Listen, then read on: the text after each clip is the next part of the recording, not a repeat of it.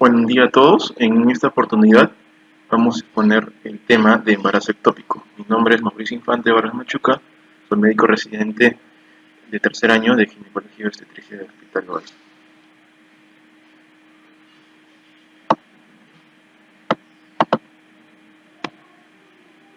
Entonces, para poder comenzar a hablar de este tema, el embarazo ectópico es una enfermedad, una patología ginecológica muy importante y de mucha prevalencia en nuestra población, debido a que las complicaciones y consecuencias que estas puedan generar en la mujer son realmente de riesgo, ¿no? En el caso, por ejemplo, de que exista un embarazo ectópico que se esté complicando, ¿no? En los casos donde haya rotura de las trompas tubáricas, que haya, por ejemplo, hemoperitoneo, generan mayor mortalidad en la mujer. Entonces, para definir esta patología, el embarazo ectópico es una gestación que se encuentra fuera del útero, ¿no? La implantación del otro fibroblasto fuera de la cavidad uterina. Puede ser en el ovario, en la cavidad peritoneal, puede ser incluso en la parte cervical, ¿no? Que pueda alojarse ahí, ¿no? Esta patología ganó precocidad gracias a la determinación de la beta-HCG y sobre todo está aunado a la ecografía transvaginal. Todo esto nos permite dar mayor precisión a los diagnósticos, ¿no? Y de todas maneras, como les mencioné, ¿no?, la preocupación tanto por la fertilidad posterior como también las complicaciones propias del embarazo ectópico. En esta parte podemos observar unas características epidemiológicas, ¿no? Por ejemplo, que de casi todos los embarazos, el 2% de ellos son ectópicos. Y además, las mujeres que tengan hemorragia del primer trimestre asociada a dolor lumbar con amenorrea, con un periodo de amenorrea, normalmente en un 18% están relacionados al embarazo ectópico.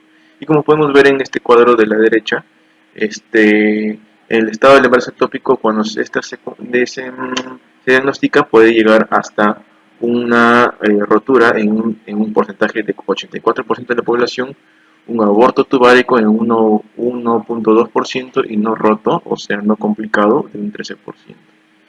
¿No? Como también podemos ver algunas complicaciones de la otra trompa, ¿no? Normalmente no existen complicaciones en un 80%, pero pueden estar congestivas, pueden estar tortuosas, porque como sabemos también una de las causas o factores de riesgo propios del ectópico son una enfermedad pélvica inflamatoria, ¿no?, que puede generar que estas trompas se encuentren de esta forma, ¿no? Pueden también estar asociados a otros hallazgos, ¿no?, como quistes, como miomas, síndrome herencial, endometriosis. Ahora, de acuerdo a la localización, nosotros podemos encontrar de que el embarazo ectópico se puede encontrar como vemos acá, en diferentes partes de la trompa o fuera de él, ¿no? Acordémonos, como dijimos al inicio, que es una gestación extrauterina, fuera de la cavidad uterina. Puede estar en el cuerno, en los cuernos, que están acá, en el istmo, en esta parte donde estoy señalando, ampolla, fimbrias, ovario, puede estar también en el peritoneo, en el cervix, ¿no? Y cada una de ellas normalmente van a tener más complicaciones que otras, ¿no? O tienen algunas características específicas también, ¿no? Normalmente las cornuales se caracterizan porque son gestaciones que pueden generar mayores complicaciones como hemorragias, ¿no? Y las comúnmente localizadas se encuentran en la ampolla, ¿no?, en la zona ampular. Ahora, los factores de riesgo que pueden generar un embarazo ectópico. Tenemos, por ejemplo, la presencia el haber tenido relaciones previas durante la menstruación, ¿no?, que eso va a desencadenar de que existan el factor de riesgo, que es la enfermedad pélvica inflamatoria, la dispareunia, dismenorrea, leucorrea, ¿no?, relaciones sexuales contra natura, ¿no?, enfermedad pélvica inflamatoria previa, dolor pélvico crónico, endometriosis, terapia de reproducción asistida, ¿no?, terapia de reproducción asistida. En cuanto a los antecedentes ginecológicos son los que he mencionado acá, las relaciones sexuales con la menstruación, sexual y con la natura, ¿no? Todos estos de acá se representaron entre un 54 a 36%. El antecedente de EPI un 22% y el dolor pélvico crónico un 7.8%. El antecedente quirúrgico también, como por ejemplo el dolor de grado, la aspiración manual endouterina, también se relacionan a ello, ¿no? Acá también hablando un poco más, el antecedente de embarazo ectópico, por una vez aumenta en 10% la recurrencia de tener la enfermedad. Un 2% aumenta aún más al 25% de la recurrencia. El daño de la trompa fue lo que previo, la cirugía tubárica previa también, ¿no? Terapia de reproducción asistida, tabaquismo, la edad materna, la edad fértil o de la mujer mayor de 35 años. ¿No? Entonces acá hay ciertas teorías, ¿no? Teorías etiológicas y patogénicas, ¿no? El trofoblasto solo puede implantarse cuando el blastocisto ya ha salido de la zona pelúcida, es decir, al cuarto quinto de la evolución. Para que haya una implantación tubárica es esencial que el embrión esté en la trompa entre el cuarto y el séptimo día. Entonces van a haber anomalías de la captación del ovocito, retraso en la migración o reflejo tubárico, que van a, digamos, van a explicar las causas de por qué este embarazo ectópico se alojó en esa zona, ¿no? No en la cavidad. La trompa no funciona, no cumple su función de captación del ovocito. Esta conduce a una fecundación en el fondo saco de Douglas, ¿no? Generando muchas veces los embarazos ectópicos ováricos o abdominales. Cuando hay retraso de la migración, no se efectúa el transporte adecuado, ¿no? Y el huevo todavía, el cigoto, va a estar alojado en la trompa y se localiza ahí, ¿no? El reflejo tubárico, el blastocito normalmente llega a la cavidad uterina, pero bajo el efecto de las perturbaciones hormonales que se devuelve a la trompa 6-7 días después de la ovulación, en un momento en que el tromblasto es un tejido particularmente agresivo. Ahora, dentro de las manifestaciones clínicas, nosotros podemos encontrar que esta paciente va a llegar normalmente con bastante dolor, ¿no? Dolor en zonas, pueden ser pélvicas o fosas ilíacas, sobre todo en el abdomen inferior, eh, asociados, dependiendo de, digamos, el momento del embarazo ectópico que se pueda estar generando con signos peritoneales o no, ¿no? Puede estar también asociado a sangrados meteorrágicos, ¿no? Y al examen físico si encontramos signos como por ejemplo el dolor a la palpación abdominal, dolor a la movilización cervical, dolor de rebote o defensa, que son los signos de irritación peritoneal, meteorragia, y también, bueno, acá mencionamos que el útero es normalmente más pequeño que la edad supuesta del embarazo, ¿no? Normalmente también nosotros podemos encontrar dolor a la palpación anexial, ¿no? Que también nos puede dar un signo de un embarazo ectópico, ¿no? Y también puede haber, como mencionamos, abdominalmente signos peritoneales. Entonces, nosotros para poder diagnosticar esto necesitamos también observar ciertas características como la beta-HCG que mencioné de un inicio, ¿no? Que es la zona de discriminación.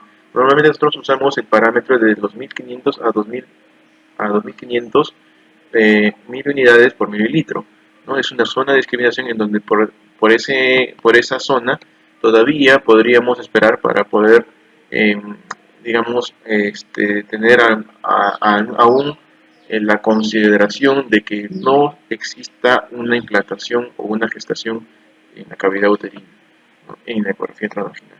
Entonces, lo que se trata de acá nosotros de observar es que en los embarazos normales nosotros hacemos un control de la beta-HCG para ver la duplicación, ¿no?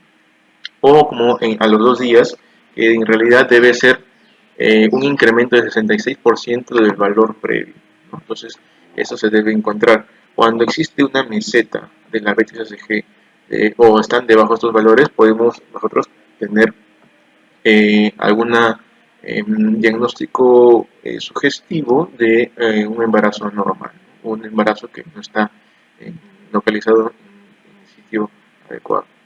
Entonces acá el diagnóstico diferencial nosotros vamos a poder tener un quiste de cuerpo lúteo, un quiste de ovario torcido, que también puede dar digamos, clínicamente nos puede dar una impresión parecida, ¿no? Un aborto incompleto, una enfermedad preinflamatoria, incluso también la apendicitis, la gastroenteritis, una hemorragia uterina disfuncional y la endometriosis, ¿no? Y los miomas uterinos degenerados también. Dependiendo de la BTCG vamos a poder tener alguna noción de la enfermedad, ¿no? Entonces acá más o menos unas figuras en donde podemos tener la ubicación del embarazo ectópico, ¿no? Lo más frecuente es que ésta sea tubárico, luego abdominal, uterino, debe ser esta cervical y ovárico. Abdominal, cervical y ovárico. Signos ecográficos. Nosotros podemos tener signos indirectos, como por ejemplo pueden ser la acuosidad de la cavidad, ¿no? Más de 1500 con derrame pélvico o una masa anexial, ¿no? O más de 50, más de 2000 unidades sin anomalías ecográficas. Se puede observar un pseudosaco, un hemoperitoneo, un líquido en los fondos duros que sería más sugestivo de una gestación ectópica. Signos directos, donde encontramos un saco gestacional uterino en un 10 a 20%, ¿no? Donde también podemos encontrar una imagen paralela a la gestación, digamos, una gestación paralela al ovario, como lo mencionan acá, como una imagen redondeada, donde la retrouterina distinta al ovario, ¿no? Es normal incluso al estudio Doppler, nosotros podemos ver un signo de anillo, de fuego, ¿no? Que nos podría también hacer darnos sospecha de un embarazo ectópico. Y bueno, de acá son más que nada digamos, el manejo que se da desde la paciente que ingresa a la emergencia, ¿no? Pero nosotros siempre, después de la evaluación, hacemos una ecografía intravaginal y podemos diferenciar las características que puedan encontrarse, sobre todo en los anexos, ¿no? En los anexos, o incluso si es que hay una sospecha de gestación, nosotros ya pedimos esta ecografía aunada, como les mencioné, a una BTHCG. Y dependiendo de la zona de discriminación, donde nosotros vamos a poder ver de que para cierta cantidad de beta, sobre todo nosotros tomamos de 1500 a 2500 superior a esto, ya debería existir una gestación intrauterina, ¿no? Debería por lo menos observarse el saco gestacional. Si es que no podemos ver eso de ahí, ya nosotros tenemos que tomar alguna sospecha y muchas veces nosotros también lo que hacemos es hacer monitoreo de la paciente, incluso tenerla en observación, ¿no? Por otra parte, una vez que ya tenemos el diagnóstico del embarazo ectópico, dependiendo de las características de la gestación ectópica, podemos dar tratamiento, ¿no? Cuando tiene un saco menos de 4 centímetros, se puede hacer, por ejemplo, un tratamiento con metotrexate. Si es mayor, la cirugía, sobre todo lo más conservadora posible, ¿no? Si es que el paciente está hemodinámicamente estable, normalmente se puede hacer una cirugía, una laparoscopía, ¿no? Quirúrgica. Y si no, una laparotomía exploratoria. En el caso de que haya complicaciones como una sospecha de hemoperitoneo. Muchas de las veces nosotros digamos, hacemos un diagnóstico del embarazo ectópico aunado a un examen adicional que es la culocentesis, ¿no? En donde nosotros vamos a poder hacer una función en el fondo del saco posterior de Douglas, y donde vamos a poder encontrar la presencia de sangrado, ¿no? De hemorragia. Entonces, de acuerdo a estas bibliografías, existen contraindicaciones absolutas, ¿no? Y relativas del uso de metotrexate en aquellas pacientes que tengan ciertas características, ¿no? Como por ejemplo las contraindicaciones absolutas, según la COG, es cuando existe una masa ectópica más de 4 centímetros, cuando hay actividad cardíaca o cuando hay una BTHCG inicial alta, ¿no? Entonces, de acuerdo a esos parámetros, evitamos usar el uso de metotrexate, porque digamos no va a tener mucho éxito como diéramos un tratamiento médico, ¿no? Entonces, en el caso de las contraindicaciones absolutas, también hay otras, ¿no? Como la inmunodeficiencias, este, algunas trombocitopenias, leucopenias, enfermedades hepáticas, renales, ¿no? Disfunción hematológica.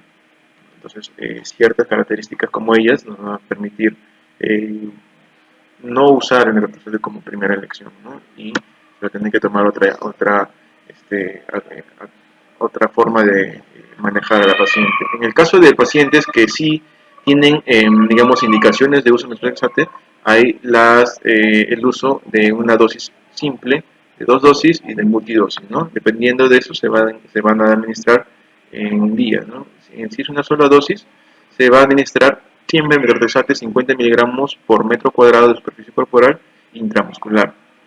Y se va a evaluar la beta en el primer día y en el cuarto día, ¿no?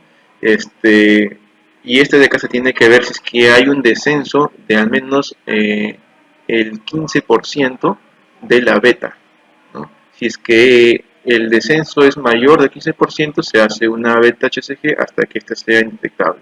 Pero si es que esta es menos del 15% en la reducción de la beta HCG, se administra una segunda dosis en el día 7 de metotrexate intramuscular, ¿no? Y luego se hace un seguimiento de la beta HCG seriadamente.